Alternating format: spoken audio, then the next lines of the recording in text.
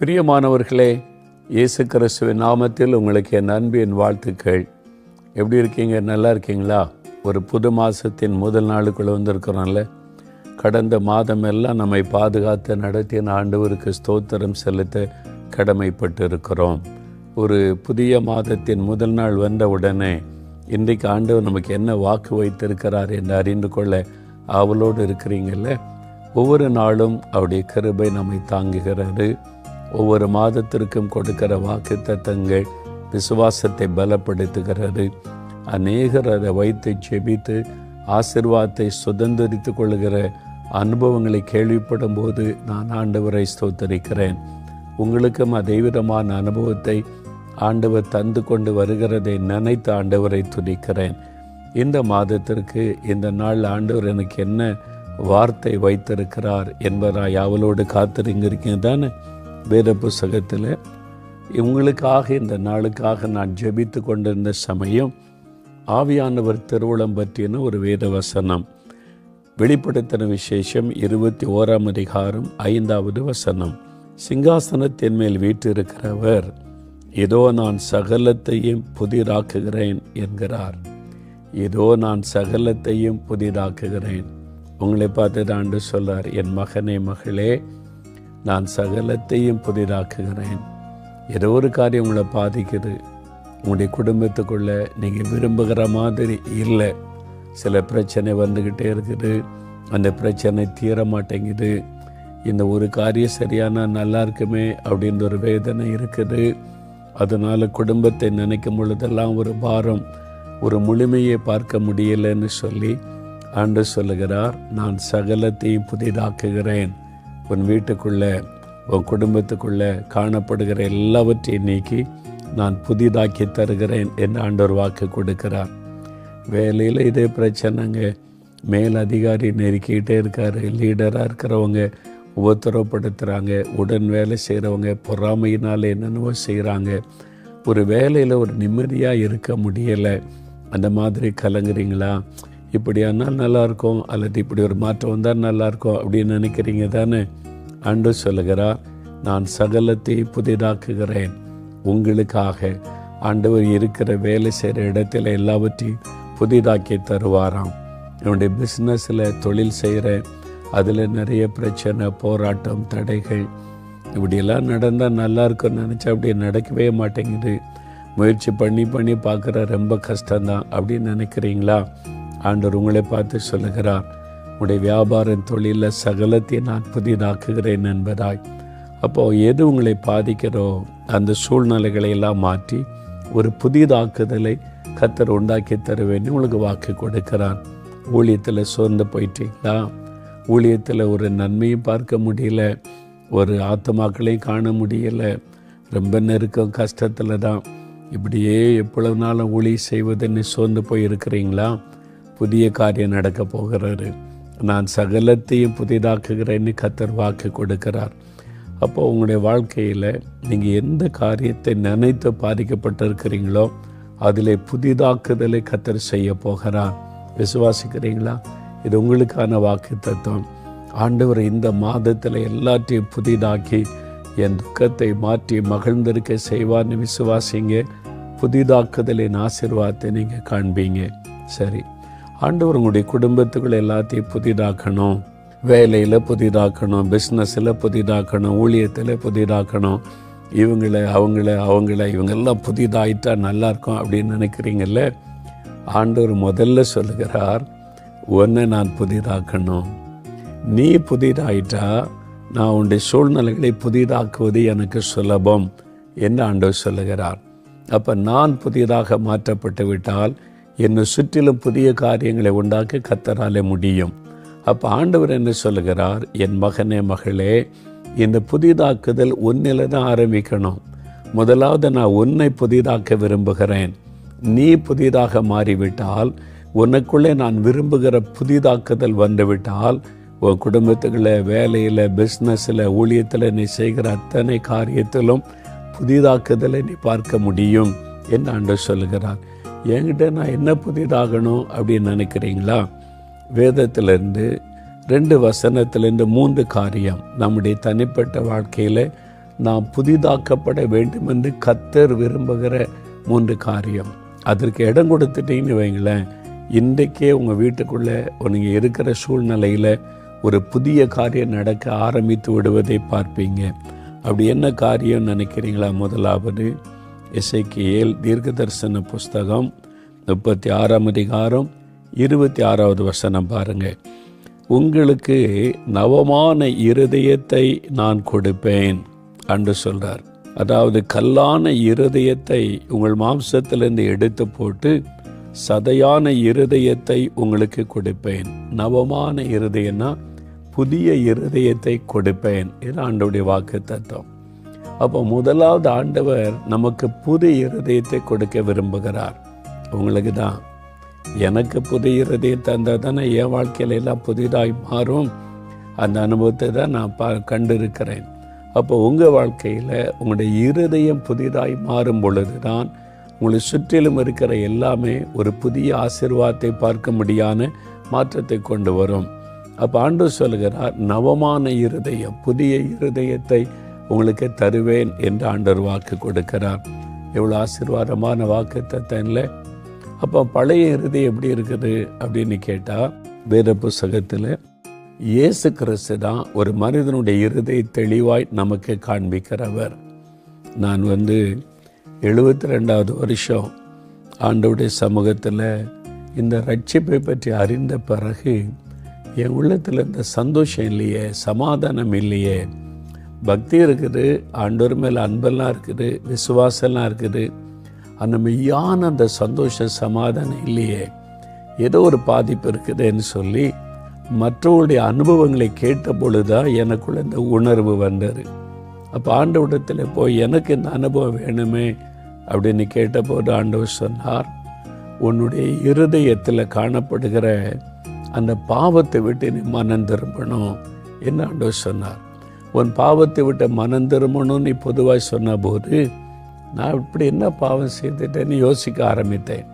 நான் ஒரு PT cigarette பிடிச்சதில்லை, மதுபானம் குடித்ததில்லை, விபச்சார வேசித்தனம் பண்ணதில்லை, அடுத்தவங்க பொருளை நமது யாரையும் கொலை பண்ணதில்லை, திருநதில்லை, இப்படிலாம் நினைக்கிறேன். நான் அப்படி நினைக்கும் போது, ஆண்டவரே நான் அப்படி என்ன பாவம் செய்தேன் அப்படின்னு கேட்கும்போது, நம்ம நிறைய பேர் அப்படி தான் நினைக்கிறோம்.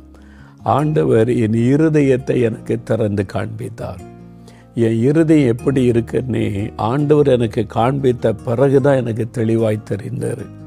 உன் இருதயத்தின் ஆழத்தை பார், உன் இருதயத்தில் இருக்கிற பாவத்தை பார். நீ வெளியில் இருக்கிற இதெல்லாம் பார்த்து கொண்டு இருக்கிற உன் உள்ளத்தில் இருக்கிற பாவத்தை பார். அது பெருமை இருக்குது, கோபம் இருக்குது, எரிச்சல் இருக்குது, இச்சைகள் இருக்கிறது, அப்புறம் வைராக்கியம் இருக்கிறது, நிறைய பாவங்கள். ஆண்டவர் எனக்கு இருதயத்தை திறந்து காண்பித்த பிறகுதான் என் இருதயம் இவ்வளோ கேடாக இருக்கிறதே எனக்கு தெரிய வந்தது. ஐயோ, நான் இவ்வளோ பெரிய பாவம் என் உள்ளத்துக்குள்ளே இருக்கிறேன், இதெல்லாம் நான் பாவம்னு தெரியாமல் இருந்துட்டேனே என்பதாய் உணர்ந்து, ஆண்டவரே இந்த பாவம்லாம் என்கிட்ட இருக்குது, எனக்கு ஒரு புது இருதயம் வேணும் அப்படின்னு நான் ஜெபிக்க ஆரம்பித்தேன். பாருங்களேன், வேத புஸ்தகத்தில் இயேசு கிறிஸ்து தான் ஒரு மனிதனுடைய இருதயம் எப்படி இருக்கிறது தெளிவாய் நமக்கு காண்பிக்கிறார். பரிசுத்த மார்க் எழுதின சுவிசேஷம் 7ஆம் அதிகாரம் 21ஆம் வசனத்திலிருந்து 23 வரைக்கும் நான் வாசிக்கிறேன். பாருங்களேன், எப்படி எனில் மனிதருடைய இருதயத்துக்குள்ளிருந்து பொல்லாத சிந்தனைகளும், விபச்சாரங்களும், வேசித்தனங்களும், கொலை பாரகங்களும், களவுகளும், பொருளாசைகளும், துஷ்டத்தனங்களும், கமடும், காமவிகாரமும், வன்கண்ணும், தூஷணமும், பெருமையும், மதிகேடும் புறப்பட்டு வரும். பொல்லாங்கானவைகளாகிய இவைகளெல்லாம் உள்ளத்திலிருந்து புறப்பட்டு மனுஷனை தீட்டுப்படுத்தும். இப்போ சொல்லுங்க, இயேசு சொல்லியிருக்கிறாரே, இதெல்லாம் உங்களுடைய உள்ளத்தில் இருதயத்துக்குள்ள இல்லை அப்படின்னு சொல்லக்கூடிய ஒரு அனுபவம் உங்களுக்கு இருக்குதா? உள்ளுக்குள்ள இருக்குல்ல, பெருமை இருக்குது, பொறாமை இருக்குது, எரிச்சல் இருக்குது, கோபம் இருக்குது, அடுத்தவங்களை பற்றி ஒரு எரிச்சலும் கோபமும் இருக்கிறது, வன்கண் இருக்கிறது, தூஷணம் இருக்கிறது, உள்ளத்துக்குள்ளே இருக்கிறதில்ல. இந்த இருதயத்தோட ஆண்டவரிடத்தில் போய் எல்லாத்தையும் எனக்கு புதிதாக்கி ஆசீர்வாதத்தை தாரு ஆண்டவரே நீ ஜெபிச்சா ஆண்டவர் எப்படி ஆசீர்வதிக்க முடியும்? ஆண்டவர் சொல்லுவார், மகனே, மகளே, முதலாவது உன் இருதயத்தை நான் பரிசுத்தப்படுத்தணும், உன் இருதயத்தை நான் புதிதாக மாற்றணும். உன் இருதயம் புதிதாக மாறிவிட்டால் உன்னை சுற்றிலும் இருக்கிற எல்லாவற்றையும் நான் சுலபமாய் மாற்ற முடியும் என்று ஆண்டவர் சொல்லுகிறார். அன்றைக்கு ஆண்டவர் என் இருதயத்தை காண்பித்த போது என்னுடைய பரிதாபமான நிலைமை நான் உணர்ந்து ஒத்துக்கொண்டேன். ஆண்டவரிடத்தில் போய் கண்ணீர் விட்டு அழுதேன். இதெல்லாம் எனக்கு பாவம் இதுவரை யாருமே சொல்லலை ஆண்டவரே, நீங்கள் தான் எனக்கு தெளிவாக காமிச்சிட்டீங்க. நான் பாவத்தின் படுகொலிக்குள் இருப்பதை, இந்த பாவத்தை எனக்கு மன்னிக்கணும், என் இருதயத்தை நீங்கள் கழுவணும். என்னால் இந்த பாவத்திலிருந்து முழுமையாக என்னை விடுவித்து கொள்ள முடியாது, எனக்கு விடுதலை வேணும்னு கண்ணீரோடு அழுத நான் ஜெபம் பண்ணினேன். அப்போ இயேசு கிறிஸ்துவின் ரத்தம் 1 யோவான் 1:7 சொல்லுகிறது, இயேசு கிறிஸ்துவின் ரத்தம் சகல பாவங்களை நீக்க நம்மை சுத்திகரிக்கும். அவருடைய இரத்தத்தின் வல்லமை எனக்குள்ளே இறங்கினது. அந்த பாவ கரைகள், பாவ உணர்வுகள், ஆசைகள் எல்லாவற்றையும் அப்புறப்படுத்தி ஒரு சுத்தமான இருதயம், என் இருதயம் புதிதாக்கப்பட்டது, நவமான இருதயமாய் மாற்றப்பட்டது. அப்போதான் உள்ளத்தில் ஒரு பெரிய சந்தோஷம், தேவனுடைய பிள்ளை என்கிற சந்தோஷம், பாவ மன்னிப்பின் சந்தோஷம். அது எனக்குள்ள இந்த மாற்றம் வந்த பிறகு என்னை சுற்றிலும் நிறைய காரியங்கள் புதிதாய் மாற்றப்பட்டதை நான் தெளிவாய் பார்க்க முடிந்தது. அப்போ ஆண்டவர் சொல்லுகிறார், என் மகனே மகளே, உன் இருதயம் எப்படி இருக்குன்னு கொஞ்சம் சோதித்து பாரு. அந்த இருதயத்திற்குள்ள என்னென்ன காரியம்லாம் இருக்குதில்ல, அதை கழுவ எனக்கு இடம் கொடு. அந்த இருதயத்தில் எனக்கு இடம் கொடு. சிங்காசனம் அமைத்து உன் இருதயத்தில் வந்து நான் அமர வேண்டும் என்று விரும்புகிறேன். அப்போ இயேசுக்கு நம்முடைய உள்ளத்தில் சிங்காசனம் அமைத்து அதில் அமருவதற்கு நம்ம இடம் கொடுக்கணும். அவர் உள்ளத்தில் வந்துட்டா இந்த பாவ காரியம் எல்லாம் விலகி ஒரு பரிசுத்தம் உள்ளத்தில் உண்டாகிவிடும். அப்போ நம்முடைய இருதயம் புதிதாக்கப்பட்டு விட்டால் ஆண்டவர் நம்முடைய வாழ்க்கையில் இருக்கிற எல்லாவற்றையும் புதிதாய் மாற்றி புதிய ஆசீர்வாதத்தை கொடுக்க ஏதுவாகிவிடும். இன்றைக்கு உங்களுடைய இருதயத்தில் புதிதாக்குதலுக்கு இடம் கொடுப்பீங்களா? இயேசுடைய இரத்தங்களை கழுவ இடம் கொடுப்பீங்களா? இயேசு வந்து உங்களுடைய உள்ளத்தில் சிங்காசனம் அமைத்து அமருவதற்கு இடம் கொடுப்பீங்களா? அப்போ உங்களுடைய வாழ்க்கையில் புதிய காரியம் நடப்பதை காண்பீங்க. சரி, 2வது ஆண்டவர் என்ன சொல்லுகிறார்? அதே எசேக்கியேல் 36:26 என்ன சொல்லப்படுகிறது? உங்களுக்கு நவமான இருதயத்தை கொடுத்து உங்கள் உள்ளத்திலே புதிதான ஆவியை நான் கட்டளையிடுவேன் என்று சொல்லார். புதிய இருதயத்தை தருவேன், அதே மாதிரி உங்களுடைய உள்ளத்திலே புதிய ஆவியை நான் கட்டளையிடுவேன். New spirit. முதலாவது நியூ ஹார்ட், 2வது நியூ ஸ்பிரிட். உங்களுடைய ஆவி புதிதாக்கப்படணும். அது ஆண்டவர் சொல்லுகிறார். நம்முடைய ஆவி புதிதாக்கப்பட வேண்டும் என்று ஆண்டவர் விரும்புகிறார். அது எப்படி நடக்கிறது? 27 உங்கள் உள்ளத்திலே என் ஆவியை நான் வைத்து உங்களை என் கட்டளைகளில் நடக்கவும் என் நியாயங்களை கைக்கொள்ளவும் அவைகளின்படி செய்யவும் பண்ணுவேன் என்று சொல்ல, என் ஆவியை நான் உங்களுக்குள்ளே புதிய ஆவியை வைக்கும்போது என்னுடைய கட்டளைகள் கற்பனைகளின்படி நீங்கள் நடக்கும்படி நான் செய்வேன் என்று சொல்லுகிறார். நம்ம ரட்சிக்கப்பட்ட உடனே நமக்கு தெரியும், நம்ம ஆண்டவருக்கு பிரியமாக நடக்கணும், வேத வசனத்தில் சொல்லப்பட்ட கட்டளைக்கெல்லாம் கீழ்ப்படியணும், அப்படிலாம் நடக்கணும்னு ஆண்டவர் சொல்லி இருக்கிறார் என்று. நடக்க முடியலையே, அதான பிரச்சனை. பக்தியாக இருக்க முடியுது, விசுவாசமெல்லாம் இருக்க முடியுது, இயேசுவை நேசிக்கலாம் முடியுது, ஆனால் சத்துருவை நேசிக்க சொல்கிறாரு, நம்மளால் முடியலை. சபிக்கிறவளை ஆசீர்வதிக்க சொல்கிறாரு, முடியலை. கண்களின் இச்சை, மாம்சத்தை இச்சை, இவங்களுக்கு விலகி இருக்குன்னு சொல்கிறாரு, அதுவும் முடியலை. நீங்கள் கோபம் கொள்ளக்கூடாதுன்னு சொல்கிறாரு, அப்போ கோபம் வந்துடுது, எரிச்சல் வந்துடுது. ஏன்னா நம்ம வாழ்கிற உலகம் அப்படி இருக்கிறதுனால ஆண்டவர் சொல்லுகிறபடி விரும்புகிறபடி வாழ முடியலையே அப்படின்றதான் நிறைய பேருக்கு பிரச்சனை. ஒரு வாலிபன் பாருங்க, ரட்சிக்கப்பட்ட உடனே ரொம்ப சந்தோஷம், ஆண்டவர் என் பாவத்தெல்லாம் மன்னிச்சிட்டாரு அப்படின்னு ரட்சிப்பின் சந்தோஷம். கொஞ்ச நாள், சில வாரங்கள் ரொம்ப சந்தோஷமாக போச்சு ஆவிக்குரிய வாழ்க்கை. அப்புறம் மெதுவாக எந்த பாவத்தை விட்டு அவன் வெளியே வந்தானோ அந்த பாவம் மறுபடியும் மேற்கொள்ள ஆரம்பித்தார், திரும்ப எழும்ப ஆரம்பித்தார். கண்களின் இச்சை, மாமிசத்தின் இச்சை, பெருமையான காரியம், அப்புறம் கோபம், எரிச்சல், சூழ்நிலைகள்னால உண்டாகிற அந்த பாவ காரியெல்லாம் உருவாக ஆரம்பித்தார்.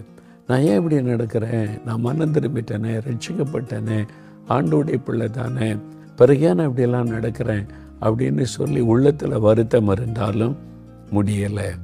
உடனே ஆண்டவர்கிட்ட போய் பல நாட்கள் அழுது ஜெபம் பண்ணினா ஒரு பெரிய மாற்றத்தையும் பார்க்க முடியல.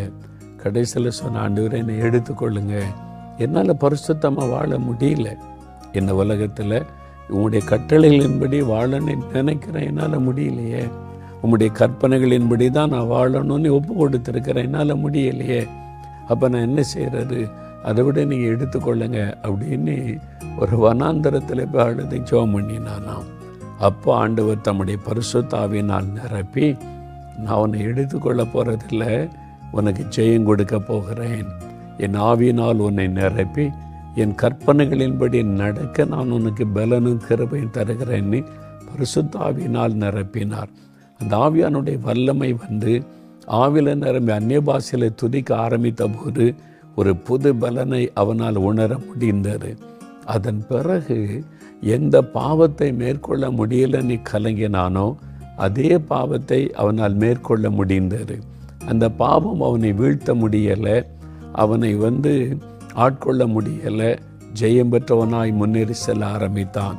அந்த வாலிபன் என்னோடு பேசும் பொழுது, நான் போய் வனாந்தரத்தில் அழுத சமயம் ஆவியானவர் என்னை நிரப்பினதுனால தான் நான் இன்றைக்கு ஒரு வெற்றி உள்ள வாழ்க்கை நடத்துகிறேன்.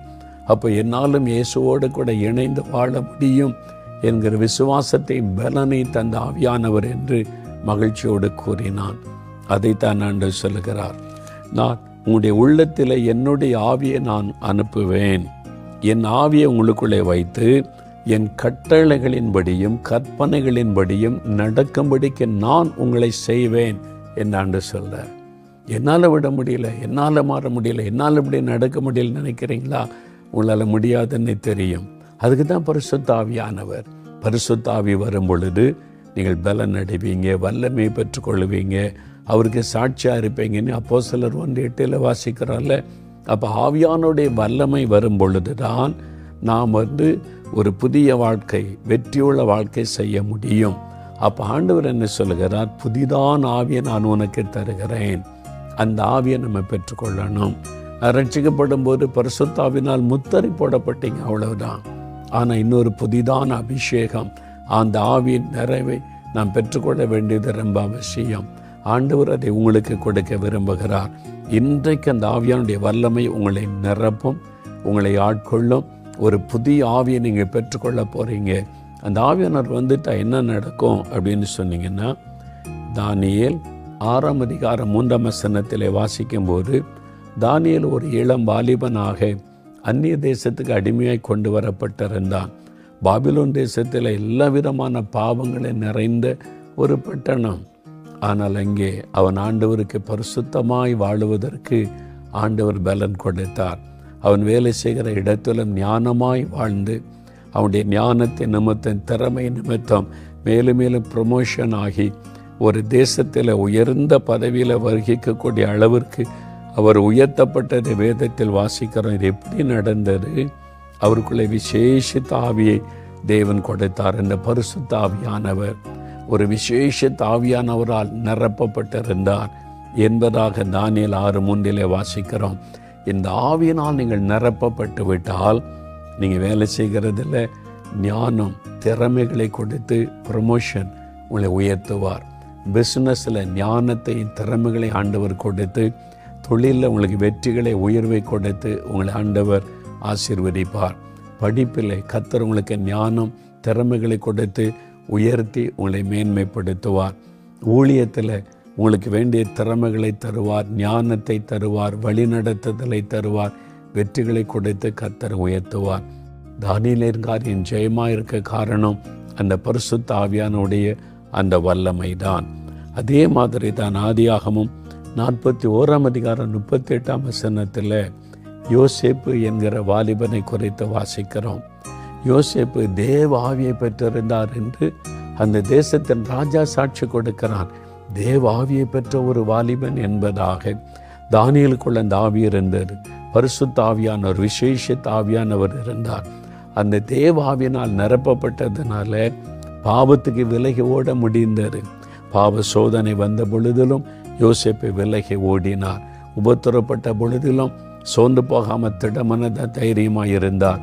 ஏற்ற காலம் வந்த பொழுது தேசத்தின் உயர்ந்த பதவி, பிரதமர் பதவி, ராஜாவிற்கு அடுத்த ஸ்தானத்தில் உயர்த்தப்பட்டு முழு தேசத்துக்கும் ஆகாரம் அளிக்கிற பெரிய பொறுப்பு கொடுக்கப்பட்டது.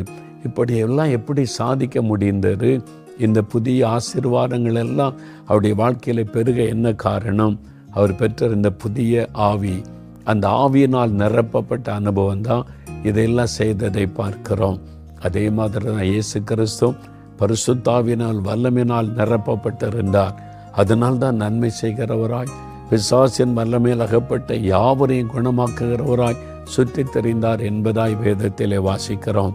அதே மாதிரி உங்கள் வாழ்க்கையிலையும் இந்த புதிய ஆவியை பெற்றுக்கொள்ளுங்க, அபிஷேகத்தை பெற்றுக்கொள்ளுங்க. ஆண்டவர் தம்முடைய புதிதான ஆவியை உங்களுக்குள் கட்டளை இடுவேன் என்று சொல்லி இருக்கிறார். ஆண்டவரை, நான் வெற்றியுள்ள வாழ்க்கை வாழ சாதிக்க இந்த அபிஷேகம், இந்த ஆவியானுடைய வல்லமை எனக்கு தேவைன்னு கேளுங்க. புதிதான ஆவி அவர் உங்களுக்குள்ளே கட்டளை இடுவார். மூன்றாவது, ரோமர் 12 வசனத்தை பாருங்க. நீங்கள் இப்பிரபஞ்சத்திற்கு ஒத்த வேஷம் தெரியாமல் தேவனுடைய நன்மையும் பிரியமும் பரிபூர்ணமான சித்தம் என்னதென்று பகுத்தறியத்தக்கதாக உங்கள் மனம் புதிதாகிறதுனாலே மறுரூபமாகுங்கள்.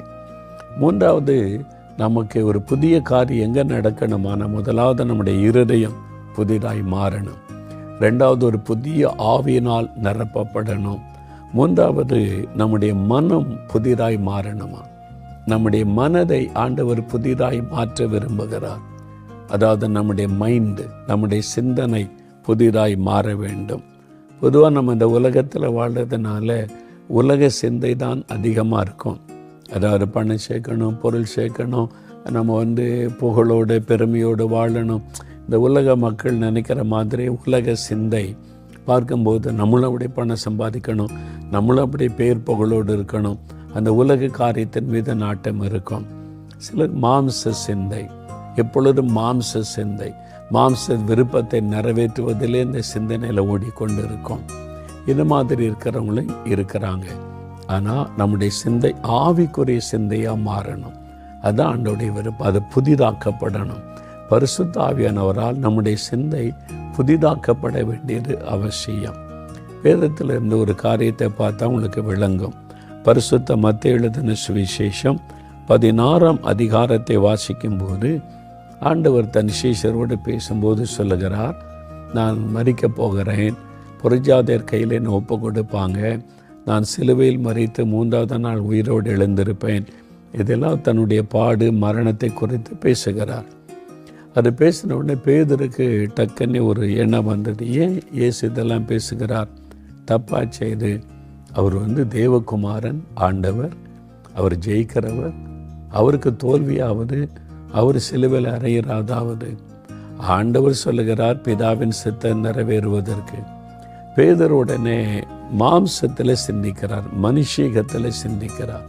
அது எப்படி? என்னுடைய குருவாக இருக்கிறவர், என் நிஜமான இருக்கிறவர் மறிக்க முடியும்? உடனே அவர் கூப்பிட்டு இயேசுவை கடிந்து கொண்டாராம்.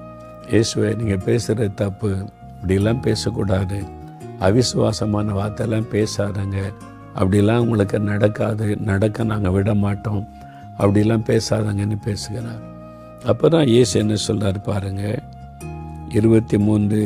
அவரோ திரும்பி பேதுருவை பார்த்து, எனக்கு பின்னாக போ சாத்தானே, நீ எனக்கு இடரலாயிருக்கிறாய், தேவனுக்கு ஏற்றவைகளை சிந்தியாமல் மனுஷருக்கு ஏற்றவைகளை சிந்திக்கிறாய் என்றார். சரிங்களா?